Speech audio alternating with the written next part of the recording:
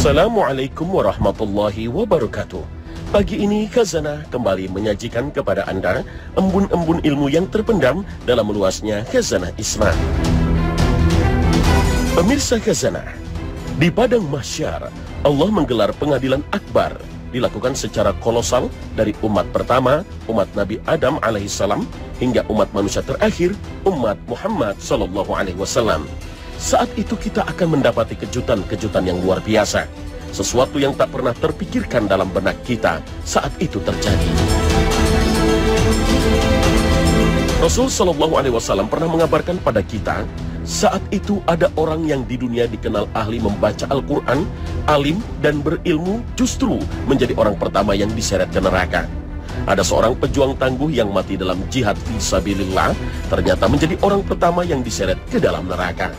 Ada orang yang dikenal masyarakat umum sebagai manusia yang sangat dermawan dan banyak berinfak, ternyata menjadi orang pertama yang diseret ke dalam neraka. Begitu pula sebaliknya, akan kita temukan seorang mukmin yang dikenal banyak berbuat maksiat dan banyak dosa, ternyata nasibnya sungguh tak diduga. Ia diizinkan Allah memasuki surga tanpa melalui neraka. Apa rahasianya? Semua itu ternyata kembali pada motif manusia melakukan amalannya. Tergantung pada apa yang diniatkan saat melakukan amal kebaikan. Kita tidak tahu orang-orang yang tampak baik di mata manusia, tampak soleh di mata manusia, tampak alim di mata manusia, ternyata motif perbuatannya yang tersimpan dalam hatinya hanya agar dikenal dan disebut-sebut sebagai orang baik, atau agar dikenal sebagai orang saleh atau orang alim, atau bahkan agar disebut sebagai pahlawan. Pada pengadilan akbar di akhirat itulah Allah Subhanahu wa Ta'ala membuka tabir hati. Apa yang tersimpan dalam hati saat melakukan amalnya benar-benar diperlihatkan. Hingga orang-orang yang mengenalnya pun terkejut, ternyata semua kebaikan, kedermawanan dan kepahlawanan yang ditampakkan hanyalah karena motif dunia, bukan karena Allah Subhanahu wa Ta'ala. Itu sebabnya Allah Subhanahu wa Ta'ala memerintahkan malaikat untuk menyeret orang-orang itu ke dalam neraka. Demikian pula sebaliknya, seorang muslim yang tampak banyak dosa, banyak kesalahan, jangankan orang lain, bahkan pelakunya sendiri tidak punya harapan saat diadili oleh Allah Subhanahu wa Ta'ala. Saat pengadilan berlangsung, orang ini diperlihatkan seluruh dosa-dosa dan keburukannya yang sangat banyak. Orang itu pun tak bisa mengelak karena seluruh saksi mengatakan demikian. Maka terjadilah kejutan besar yang tak disangka-sangka oleh siapapun. Semua orang mengira dia bakal menjadi penghuni neraka. Bahkan orang yang bersangkutan pun telah mengerti seperti apa nasib yang akan dijalani. Akan tetapi ternyata justru seluruh dosa dan keburukan itu diampuni Allah Subhanahu wa Ta'ala, dan ia mendapatkan kenikmatan surga yang tiada tara. Mengapa hal itu bisa terjadi? Apa rahasianya? Rasul sallallahu alaihi wasallam bersabda, sesungguhnya Allah Azza wa Jalla akan membebaskan seorang dari umatku di hadapan seluruh makhluk pada hari kiamat. Lalu dibukakan kepadanya 99 catatan amal, setiap catatan sejauh mata memandang. Allah berfirman, apakah ada yang engkau ingkari dari semua hal ini? Apakah pencatatanku, malaikat, itu telah menzalimimu? Orang itu berkata, tidak wahai Tuhanku. Allah berfirman, apakah engkau mempunyai uzur, alasan, atau mempunyai kebaikan? Orang itu pun tercengang dan berkata, tidak wahai Rabb. Allah berfirman, bahkan engkau di sisi kami mempunyai satu kebaikan. Tidak ada kezaliman terhadapmu pada hari ini. Lalu dikeluarkanlah padanya sebuah kartu bitaqah yang tertulis, Asyhadu an la ilaha illallah wa anna Muhammadan abduhu wa rasuluh. Aku bersaksi bahwasannya tidak ada Tuhan yang berhak diibadahi selain Allah, dan aku bersaksi bahwasannya Muhammad adalah hambanya dan utusannya. Allah berfirman, perlihatkan kepadanya. Orang itu berkata, wahai Rabb, apalah artinya kartu ini dengan seluruh catatan amal kejelekan ini? Dikatakan, sesungguhnya engkau tidak akan dizalimi. Nabi SAW bersabda, lalu diletakkanlah catatan-catatan amal kejelekan itu di satu daun timbangan. Ternyata catatan-catatan itu ringan, dan kartu itulah yang jauh lebih berat. Tidak ada sesuatu pun yang lebih berat daripada nama Allah yang Maha Pemurah lagi Maha Penyayang. Hadis riwayat Ahmad dan Tirmizi. Subhanallah, orang ini datang menghadap Allah dengan penuh dosa, 99 catatan amal, 1 catatan sejauh mata memandang, dan isinya catatan maksiat. Namun karena tauhidnya yang terjaga dengan baik, itu bisa mengalahkan semuanya. Ini menunjukkan betapa besarnya keutamaan tauhid, karena tauhid yang murni bisa melebur semua dosa, sekalipun dosa itu tak terhitung oleh kita. Hadis yang luar biasa inilah yang dikenal dengan hadis bitaqah atau hadis kartu. Benar-benar ajaib kartu yang bertuliskan 2 kalimat syahadat itu. Sungguh berat timbangan kartu itu, bahkan jika ditimbang dengan amal buruk yang sangat banyak dan tak terhitung. Dulu, hadis bitaqah atau hadis kartu ini pernah membuat orang yang mendengarnya terkesima betapa maha mulianya Allah Subhanahu wa Ta'ala. Seorang ulama besar bernama Abul Hasan Ali bin Umar Al-Harrani pernah menjadi saksi kedahsyatan hadis ini. Ia menuturkan, "Saya pernah melihat seseorang dalam suatu majelis kajian. Orang ini teriak ketika mendengarkan hadis ini lalu mati.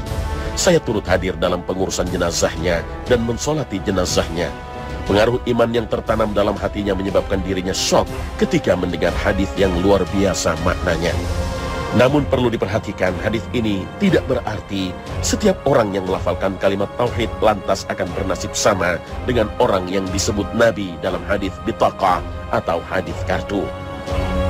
Orang yang mendapatkan kemuliaan yang sedemikian besar dari Allah Subhanahu wa Ta'ala dalam hadis kartu ini memang bukan muslim sembarangan. Orang ini benar-benar memiliki akidah tauhid yang tulus, kuat, dan kokoh. Inilah yang bisa menggugurkan dosa-dosanya.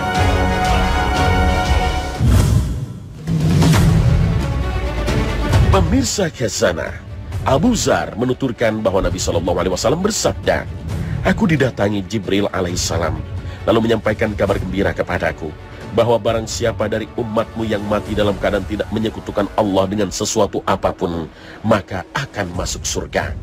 Abu Dzar lalu bertanya, "Meskipun dia pernah berzina dan mencuri?" Nabi menjawab, "Meskipun dia pernah berzina dan mencuri." Hadis riwayat Bukhari. Nabi SAW sebenarnya juga diliputi kekhawatiran saat menyampaikan kabar tentang keutamaan syahadat ini. Khawatir orang-orang mukmin mengandalkan syahadat dan mengabaikan amal. Itu sebabnya Nabi SAW pernah menyampaikan pesan pada sahabatnya. Anas bin Malik juga menuturkan bahwa suatu ketika Nabi SAW mengendarai unta bersama Mu'az bin Jabal yang membonceng di belakangnya. Nabi lalu berkata, "Hai Mu'az bin Jabal." Mu'az menyahut, "Siap menerima perintah wahai Rasulullah, semoga engkau selalu bahagia." Beliau berkata lagi, "Hai Mu'az bin Jabal." Mu'az menyahut, "Siap menerima perintah wahai Rasulullah, semoga engkau selalu bahagia." 3 kali. Selanjutnya beliau bersabda, "Tidak seorang pun bersaksi bahwa tidak ada Tuhan selain Allah dan bahwasanya Muhammad adalah utusan Allah secara tulus dari dalam hati, maka Allah akan mengharamkannya dari api neraka." Mu'az lalu bertanya, "Wahai Rasulullah, tidakkah sebaiknya aku memberitahukannya kepada orang-orang agar mereka bahagia?" Rasulullah bersabda, "Jangan, nanti mereka akan mengandalkannya saja." Lalu diam berpangku tangan. Namun sebelum meninggal, Mu'az memberitahukannya karena takut berdosa akibat menyembunyikan ilmu. Hadis riwayat Bukhari. Hadis ini menunjukkan bahwa setiap orang dari umat Nabi Muhammad yang meninggal dalam keadaan tidak menyekutukan Allah dengan sesuatu pun, maka akan masuk surga meskipun pernah berzina dan pernah mencuri. Sedangkan hadis Mu'az bin Jabal menyatakan bahwa barang siapa bersaksi bahwa tidak ada Tuhan selain Allah dan bahwasanya Muhammad adalah utusan Allah, maka akan diharamkan oleh Allah dari api neraka. Dan jika neraka haram baginya, maka surga dijamin untuknya. Jika demikian halnya, bukankah hal ini bertentangan dengan hadis riwayat Muslim bahwa tidak akan masuk surga orang yang di dalam hatinya terdapat unsur kesombongan seberat zarah saja? Hadis ini memang tampak bertentangan dengan hadis-hadis sebelumnya karena menyatakan keharaman surga bagi orang yang dalam hatinya terdapat kesombongan meskipun hanya seberat zarah. Sedangkan hadis-hadis sebelumnya menyatakan akan masuk surga orang yang pernah berzina dan mencuri selama ia bersyahadat. Padahal zina dan mencuri lebih besar dosanya bagi Allah daripada kesombongan. Jika orang yang pernah berzina dan mencuri akan masuk surga hanya karena bersaksi bahwa tidak ada Tuhan selain Allah dan bahwasanya Muhammad adalah utusan Allah, bukankah orang yang dalam hatinya terdapat sedikit kesombongan itu lebih patut memasuki surga? Lalu bagaimanakah cara memadukan dua hadis yang tampak bertentangan ini?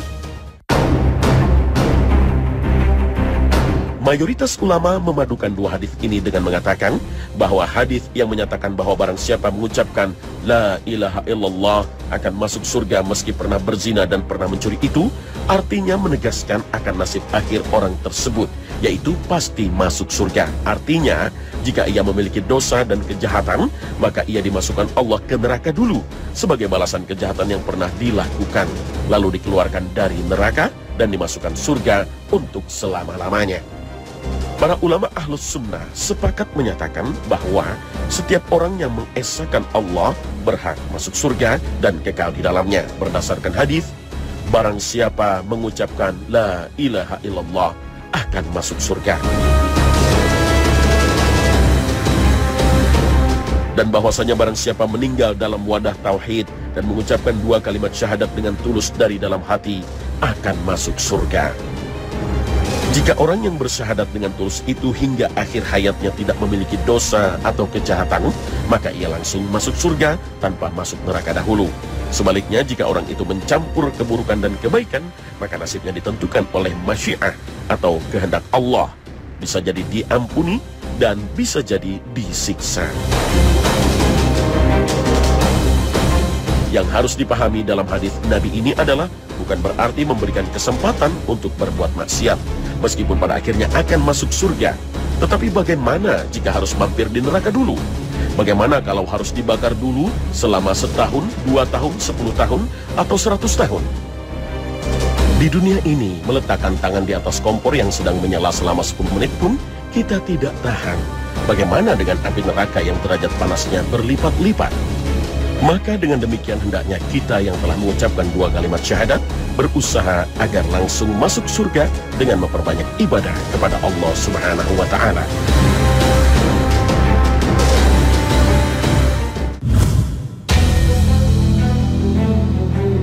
Pemirsa Khazanah, orang-orang yang telah bersyahadat tapi masuk neraka, mereka tidak kekal selamanya di neraka. Tapi jika sudah habis masa hukumannya, mereka akan diangkat Allah Subhanahu wa Ta'ala dan dimasukkan ke surga. Hal ini terjadi bisa jadi karena mendapatkan syafaat Nabi SAW atas izin Allah Subhanahu wa Ta'ala, atau syafaat teman, atau syafaat Allah Subhanahu wa Ta'ala sendiri. Nabi SAW bersabda, akan keluar dari neraka suatu kaum setelah mereka dibakar dalam neraka. Kemudian mereka akan masuk ke dalam surga. Penduduk surga menamakan mereka dengan Jahannamiyun. Hadis riwayat Bukhari. Dalam kesempatan lain Rasul SAW bersabda, sungguh satu kaum dari umatku akan keluar dari neraka karena syafaatku. Mereka disebut Jahannamiyun, para mantan penghuni neraka Jahannam. Hadis riwayat At-Tirmizi. Selain mendapat julukan Jahannamiyun atau mantan penghuni Jahannam, mereka juga dikenal sebagai Utaqaur Rahman atau Utaqaul Jabbar, orang-orang yang dibebaskan Sang Maha Pengasih. Nabi SAW bersabda, akan keluar dari neraka orang yang di dalam hatinya masih ada sebesar zarrah dari iman.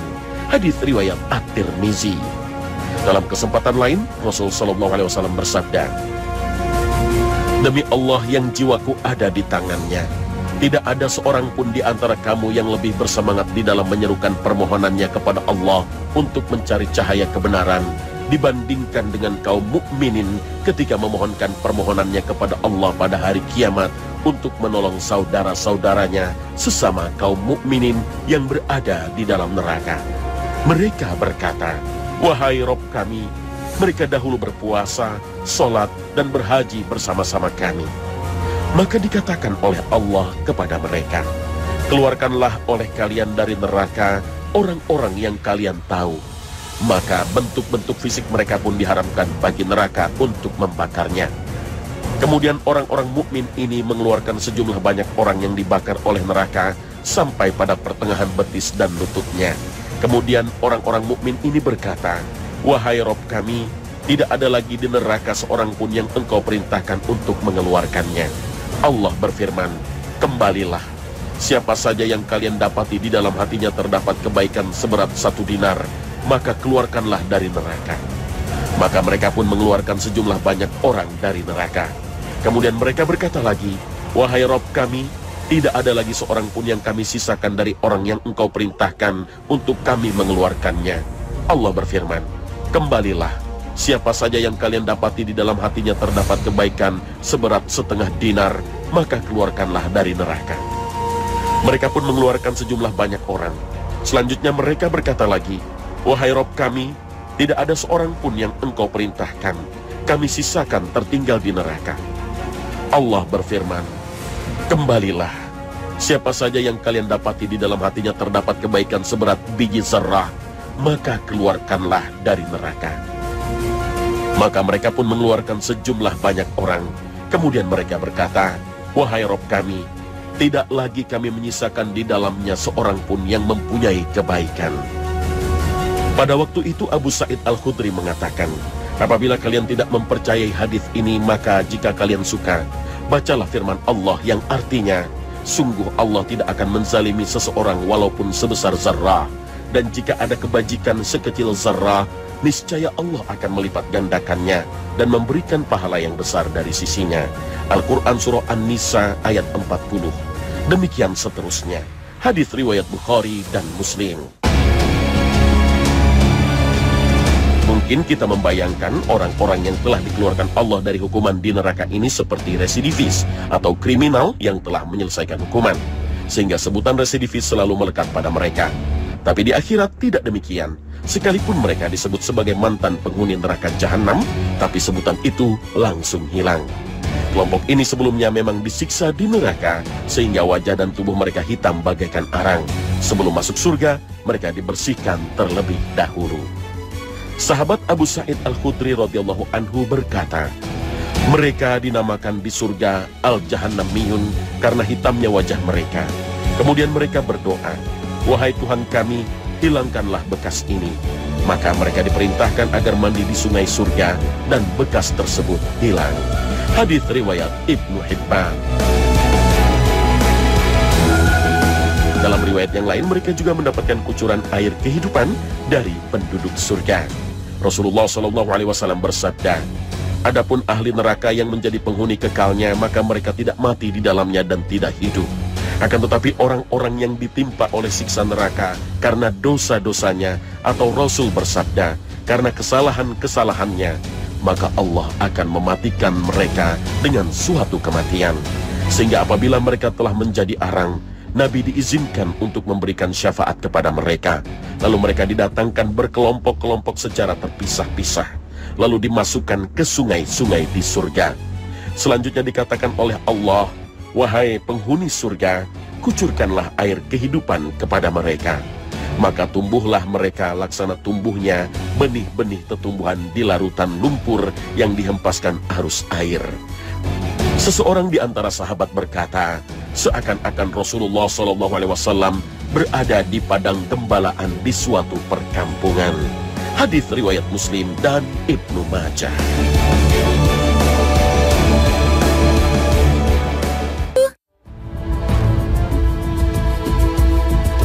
Pemirsa Khazanah, salah satu keagungan tauhid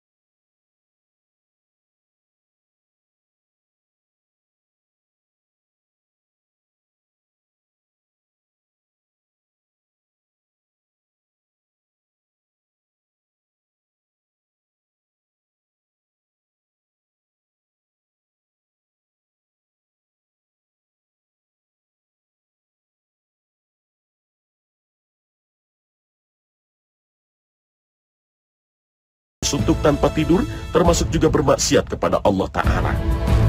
Ada kezaliman manusia kepada